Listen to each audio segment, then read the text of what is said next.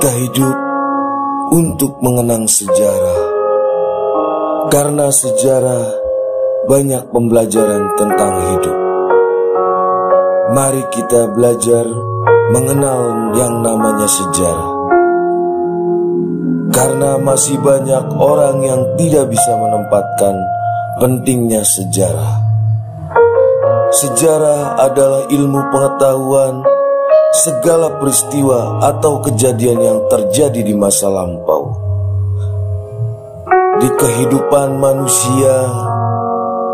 Dan jangan lupakan sejarah, dan jangan lupakan sejarah, jangan lupakan sejarah. Yuk bareng-bareng menyimak video ini dan belajar dari perjalanan orang yang lebih mengerti tentang sejarah.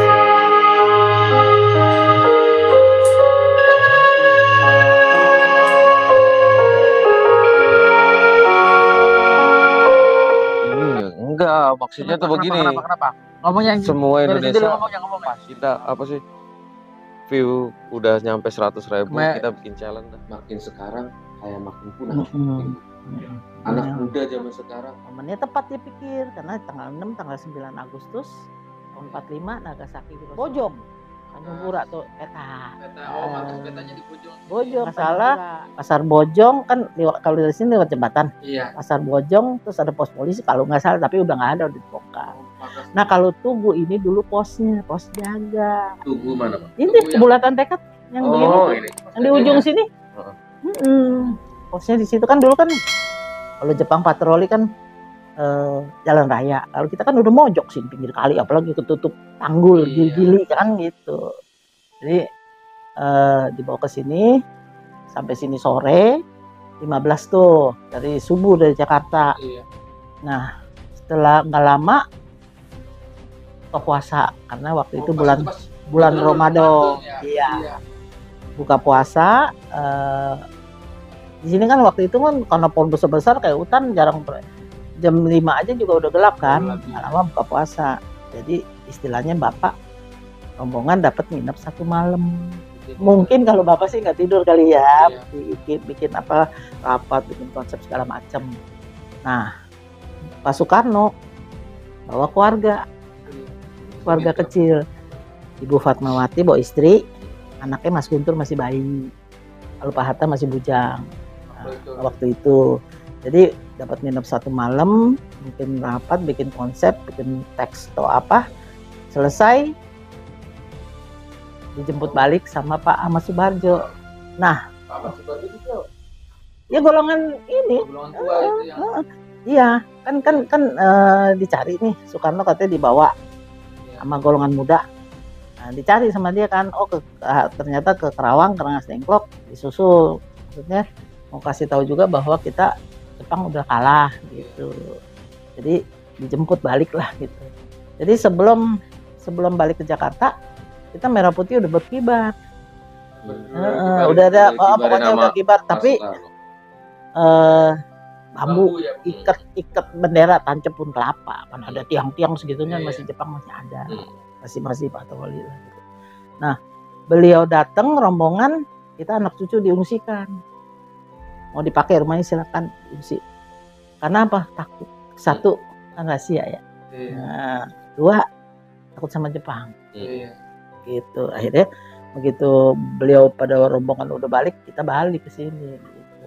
Nah, ke Jakarta sampai Jakarta kalau tanggal 17 lah pagi lah gitu. Sampai Jakarta naskah diketik balik sama Pak Saidi Malik.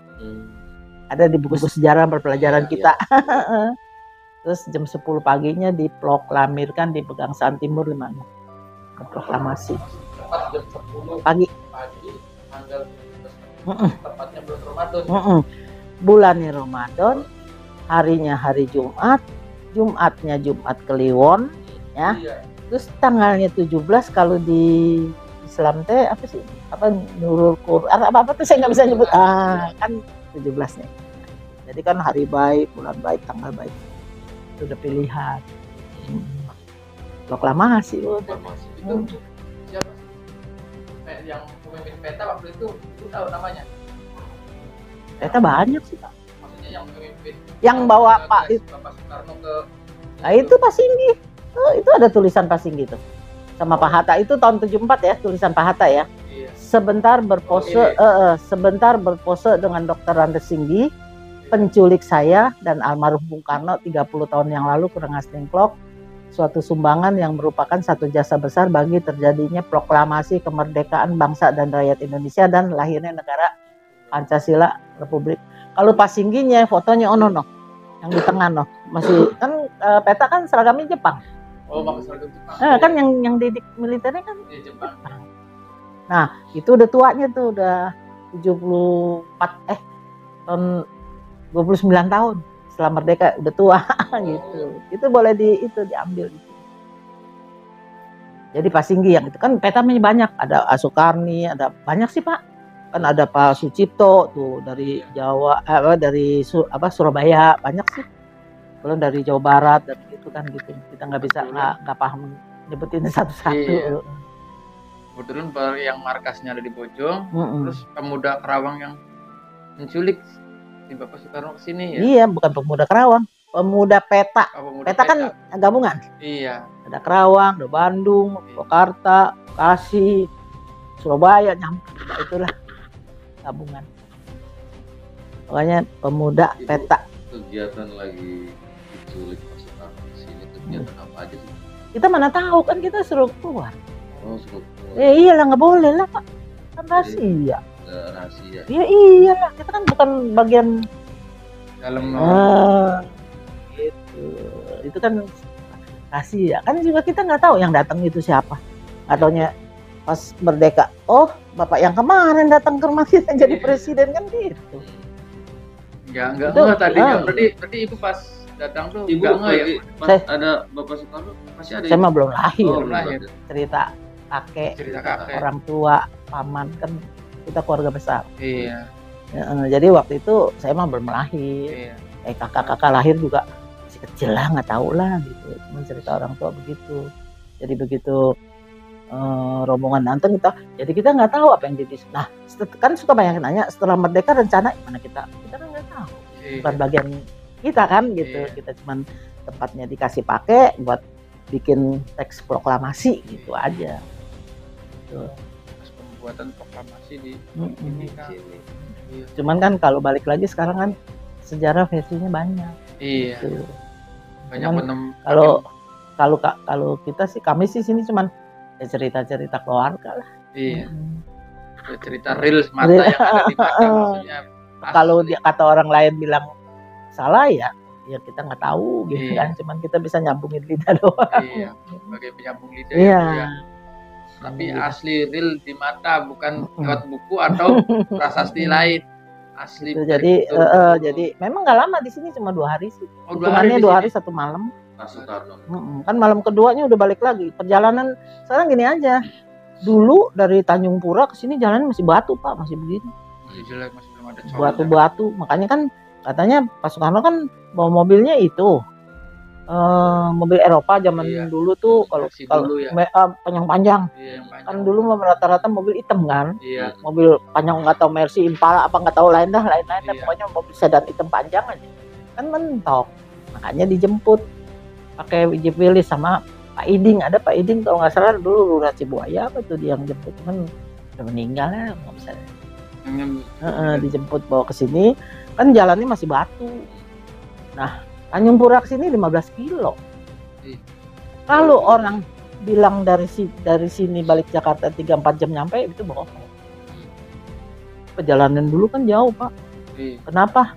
Ya mungkin dibawanya ke ini karena mungkin markasnya di sini, ke satu jauh dari Ramaya. Jakarta, jauh dari yang pengaruh Jepang lah, gitu, kurang lebih itu. Benar-benar diamankan. Secara diamankan.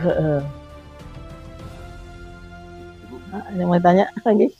Di sini misalkan ini ada kejadian.